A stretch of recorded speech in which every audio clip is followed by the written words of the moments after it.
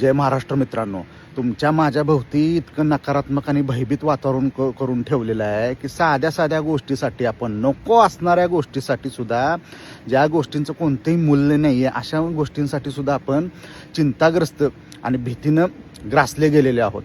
काही फॉलोअर म्हटले माझे 50,000ची आत्ता नोकरी आहे, मला 1,00,000 करायचे. 50,000मध्ये त्याला सुख मिळणं झाले आणि 1,00,000मध्ये कसं सुख मिळणार?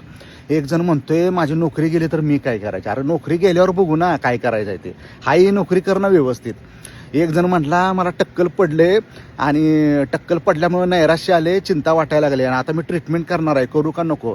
जी गोष्ट नैसर्गिकरित्या निघून चाललेली आहे त्याचं पण टेन्शन घेऊन मी जगायला लागलो तर इतर गोष्टींकडे कधी वेळ देणार मित्रांनो? एक जण तर असा भेटला 10 वर्ष विदेशात नोकरी केला आहे, करोड रुपये कमवलेत आणि आता भारतात जायची वेळ आली तर म्हणते भारतात गेल्यावर मला नोकरी मिळेल का? पैसे कमवून सुद्धा त्याला चिंता लागलेली आहे नोकरीची. योग्य कारणासाठी चिंताग्रस्त असणं ठीक आहे, पण नको त्या गोष्टीसाठी लोक चिंताग्रस्त आणि भयभीत झालेले आहेत. अशा लोकांचं करायचं काय?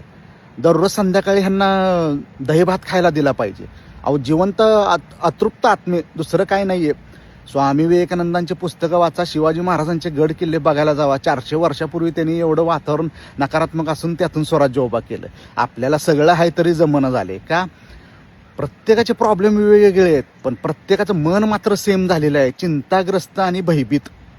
हे चिंता म्हणजे काय आहे मित्रांनो? चिंता म्हणजे दुसरं तिसरं काही नाही आहे. ज्यावेळी आपल्याला असं वाटायला लागतं की माझ्या हातातून वेळ निघून चाललेली आहे आणि त्याच्यामुळं काय होतं, आपल्या मनामध्ये आपल्या स्वतःवरचा विश्वास कमी व्हायला लागतो.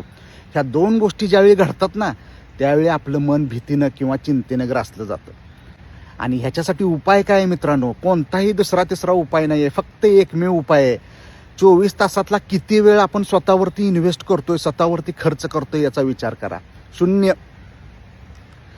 ज्या दिवशी आपण आपला बहुमूल्य वेळ स्वतःवरती इन्व्हेस्ट करायला लागू, म्हणजे स्वतःच्या अडचणी सोडवण्यासाठी विचार करायला लागू किंवा त्या दृष्टीनं आपण वेळ वापरायला लागू आपल्या स्वतःसाठी, त्या दिवशी काय होतं की जी गोष्ट उद्या उद्या करणार म्हणतोय ना ती आपण आजच करायला चालू करतो. म्हणजे वेळेचा सदुपयोग करायला लागतो आणि त्यातून काय घडतं की आपल्या मनामध्ये आपल्या स्वतःवरचा विश्वास वाढीस लागतो.